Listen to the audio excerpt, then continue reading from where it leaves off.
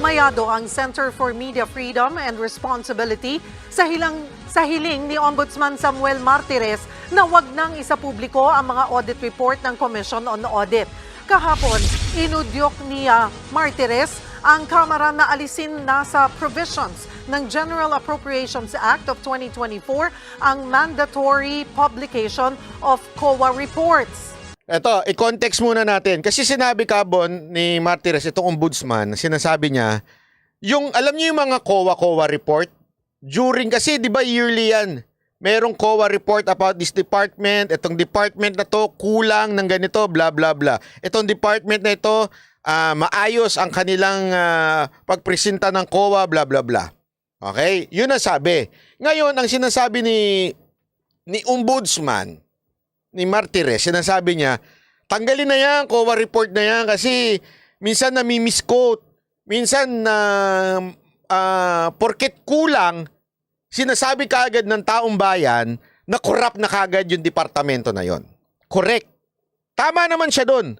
Minsan talaga, hindi porket kulang, corrupt na kaagad. Minsan daw, ang taong bayan, ganun kaagad ang interpretasyon porket sinabi ng COA na incomplete itong pag-submit ninyo ng ganito patungkol sa project na ganito.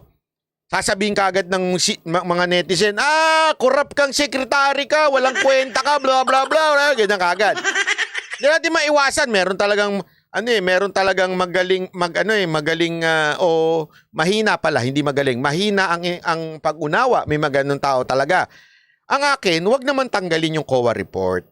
Ang akin kasi sinasabi ni ombudsman, ang akin, linawin. Linawin na lang siguro ng COA kung ang isang bagay ba ay kaduda-duda o talagang mali o ito ay ito ay hindi patapos. 'Di ba? O kasi minsan kasi pagka incomplete kagad ang ginamit mo, parang iniisip na kagad ng mga netizen, corrupt ka, corrupt. Sana linawin lang. Yun lang ang akin. Sana linawin. Pwedeng utusan sana o pwedeng magkaroon ng kasi ang nagde-deliberate niyan, 'di ba, yung mga congressman.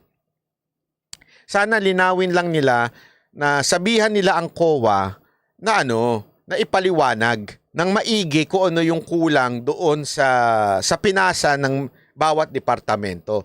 Para hindi kasi ang feeling ko lang naman, this is just a miscommunication. Miscommunication lang naman ito. Wag naman tanggalin kasi pag tinanggal mo, wala na. Magiging careless na itong mga departamento. Yun ang akin doon, magiging careless na sila.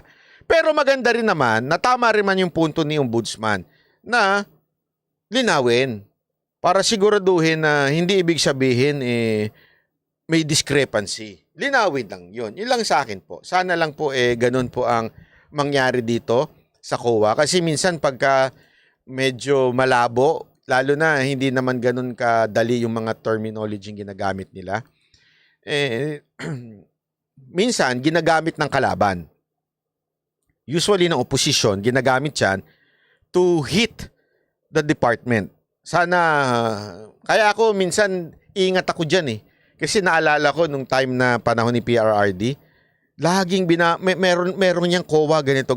Tapos pag tinatanong ko yung ilang mga opisyal ng gobyerno, ipinapaliwanag sa akin kung bakit naging ganito yung sinabi ng COA. Tapos makikita ko, hindi naman pala masama. Kaya hindi ko masyadong tinatakil nun. Kasi alam kong tama naman ng COA. Tama naman ng COA, hindi lang maipaliwanag. Sana lang yun, 'di ba? Wag naman tanggalin.